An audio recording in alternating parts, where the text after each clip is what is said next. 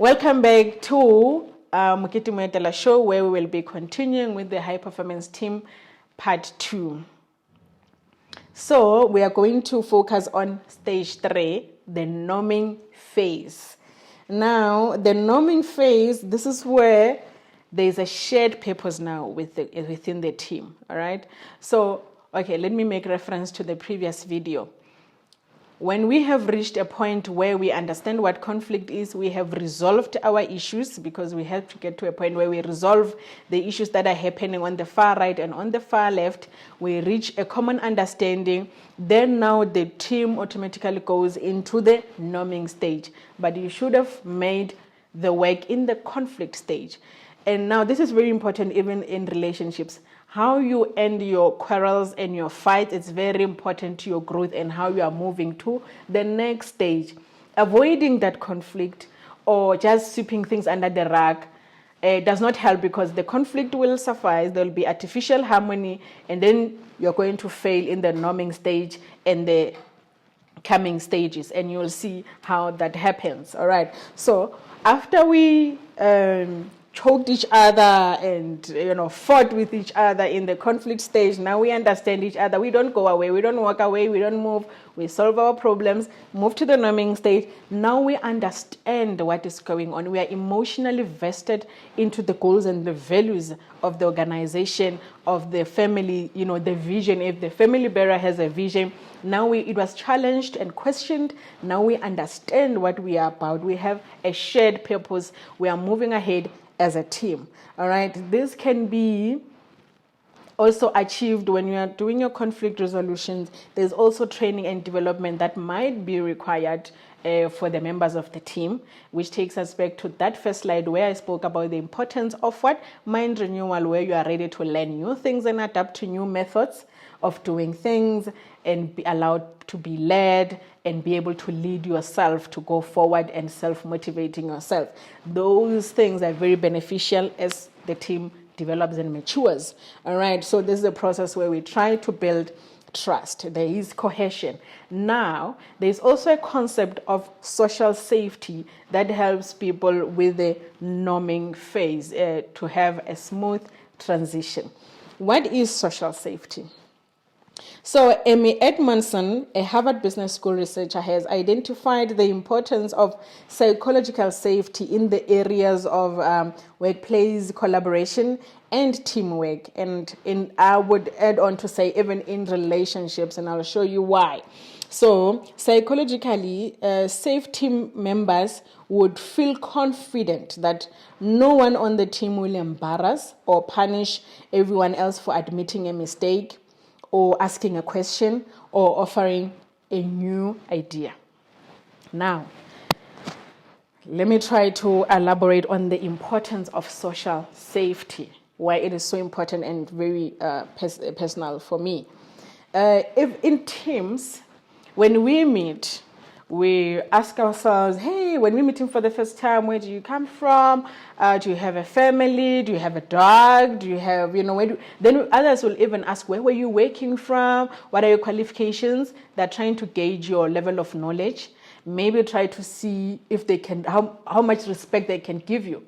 So if I say that I was reporting to the CEO or I was working for a reputable company, they will give me more respect. They tend to give me more respect than the person who spent 3 years with no job.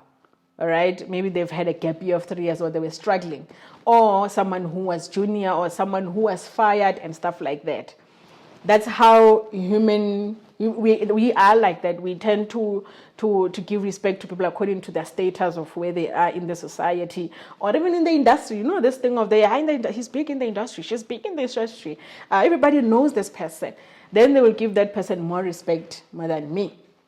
Okay, so now the social safety there of other team members is threatened. And then that's when we move to artificial harmony in teams. And then when conflict comes, these people, they tend to avoid conflict. They just agree to anything you say. They don't even ask questions. That's not helpful. That's not being a team player. It means there's something wrong in your team. And that's where we come in to come and help assess these things and do the team building. That's why they're important, team building sessions. Some companies believe that, no, man, that is overrated. We don't do that anymore. But people are not performing at work. People have problems that HR knows nothing about, that are affecting their performance, and they're scared to talk because they don't feel psychologically safe, to bring themselves fully in the workplace. Companies that perform at an optimum level, like Silicon Valley companies, just check how they're handling their social safety aspect. It's crazy that everybody's allowed to be themselves. Everybody's allowed to question and challenge everyone, even top management, to say what is happening here. Why is this thing like this? And like I always say, why is why? There are now managers who are really scared of people who ask questions. They're really scared of these questions. And they will tell you that others who will tell you that, no, don't ask questions in the meeting. You look stupid. So you must know as an employer that there are people in your organization that are telling other people such things. All right. When you ask a question, they'll say, no, don't ask a question. When you comment and maybe say something wrong, then the others, they laugh at you to an extent that now you become the momish of the week of the company. That's not fun, because that person might not mind, but the next person will say, I don't want to go through this now. I'm not going to contribute more. You want to reach consensus when you are having sessions, not just, and there's a difference between a consensus and people just agreeing with you for the sake of agreeing. The same thing happens in relationships. There was a friend of mine a few days ago who found a job, and they still have a small baby, and was asking that, I don't know if I should take the job offer or stay. And what I said is that, you are in a relationship, so you are a team. You need to get a buy-in from your partner. Not that you need a permission, but you guys need to understand each other and make the decision together to move forward. So when you're in a relationship with the right person, where you have shared purpose, so they will be able to say, you must also live your purpose and your dream and stuff like that. That's when the team is moving forward together, right? So you decide together, you reach a consensus together. So when the challenges come, both of you own up to the challenges, because you made the decision together. You understand why you are doing what. You understand? Now, in a relationship where people don't have shared value, the other one, let's say for me, like for instance, I'm adventurous. I like to try new things, and then I got a job like that, and I'm like, do I go to work or not? And then I'm married to a traditional man who believes the place of a woman is in the kitchen. So I tell him that, you know what, Munduwa, I got a job. I think I need to go and stuff like that. And you can't now take a job. Your job is in the kitchen and raise my children. I want another child next year. So why are you taking new jobs? Or why are you even taking a job? When I come home, I won't find anyone. Well, you don't have a shared purpose. You don't have the same goals in life. That is not good. In most cases, then what would the lady do? They will shy away. Most that I know, they shy away. They don't take the job, and then they build resentment inside. Now we just agreed for agreeing. It's artificial harmony. We just agree so that we can have peace at home, and then we are moving forward. Now we are going to the numbing phase. The numbing phase says, no, we had an argument about work. I had to give in, because I want peace, get artificial harmony, and then, but there's no shared purpose there, there's no shared value. We are moving forward, but actually I'm just here and capture the other partner. You get my point? Who's more vocal? There's always that one who's vocal, either the woman or the guy. And then there's no social safety there. If maybe, now, if something happens to me while at work, the first thing it will be, it's your fault, you're forced to go to work. Why? Because the other team member did not buy into that decision. So when problems come, we don't both own up to it.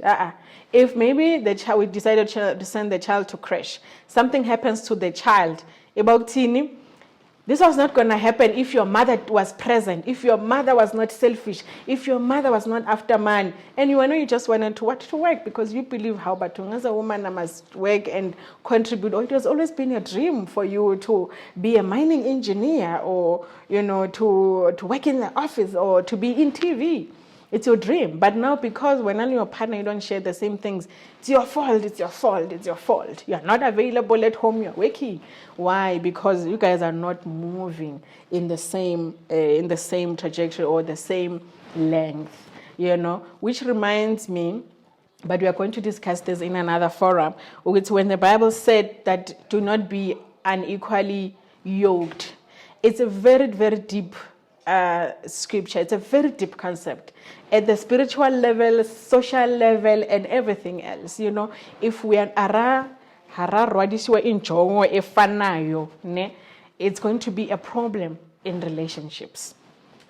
Either even at work. Now, let me give a workplace example. Okay, I'll think about something that shows the dangers of not having a social safe environment for everyone, and solving all these issues. So let's go back to the diagram. So social safety, the concept of social safety, if you can see on the diagram, it shows the bonding, where you are bonding as a team, and then you feel like you belong. You feel like, no, I belong here. At work, you feel like, no, this is my home. Then you love your team leader, you love your team members, because you feel, I identify with these people. I find meaning in what I do, and I own up to it. I share the purpose. You get my point? So if this is not done right, the opposite of that would be, we are trying to bond. I realize there are red flags, and I don't address them. I fake it so that there's peace, then there's artificial harmony, then I feel like I belong, Mara. There's always conversations of, I don't feel secure with you. I don't feel secure here. You get my point? Because some things were not done properly. So when I don't feel secure, you don't identify with the purpose of what we are trying to do. You don't find meaning in this. Then there's always division in the team. This applies professionally in personal relationships. All right, moving to the next slide. Now, when we have created a socially or psychologically safe environment, we move to the fourth stage, which is called the performing stage. This is characterized by successful performance, productivity, delivery. As a team, you move forward. So there are some people who are moving forward. They're delivering on time. They're moving forward. They look like they've got it together, but they're moving artificial harmony. Or in the workplace where you are angry at your boss, that is personal attacks, and you don't like your boss, you're always fighting with your boss, everything they say, resisting change and everything. But you are coming to work every day, you are delivering reports and everything. You can get to the performing stage, but it's not successful. You're not fully applying yourself. It's not a high-performing team. It's just a team that delivers, And in this day and age, the companies now, where we are going, we are everything is moving so fast that mediocrity is not going to be celebrated or tolerated. We are moving to a high productivity phase because everything it's technical and it's digital. Machines are automated. They're moving at a faster rate. So imagine if you're an individual who's still resistant, who doesn't want to change or move forward. You get my point. You're not gonna do very well there. This is the same with relationships. These power couples, genuine power couples. I don't know the politics of a lot of couples, but I want to look at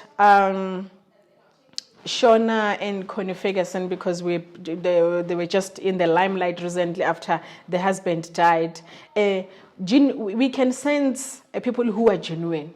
Teams that are genuine, you can just see them, even how they perform, how they deliver their work, the things that they do. You don't have to be famous. Even in our communities, back in the rural areas, we know families or teams that are actually performing at an optimum level, people who are honest, not with kids who You know, there are families where there are children who hide who they really are. Then when they're at home, when they're outside visiting their aunts or at school or with friends, they're something else. Yeah, those are they're moving forward as a family, but they're non-functional. They're not performing at an optimum level because only the secret, you know, people are not themselves at, like, it's only miracle. But find that I have some skills that are required, but I'm scared to come forward because my manager is always shutting me down and everything. So there are people who have better skills, they're better people, they're good people, but they're scared to come forward or to contribute more because the environment is not safe. As such, productivity is not at its optimum level. Performance is not at its optimum level. We are moving to the last stage, which is the morning stage. So in the workplace environment and organization, the morning stage is actually the adjourning stage where teams now, they separate. All right, the job is done, we have delivered what we have to do, we separate. And it's called morning stage because with high-performing teams where members were fully applying themselves, it's actually, in most cases, becomes a very painful process when people separate at work because they loved each other, they believed in each other, they were genuine with each other.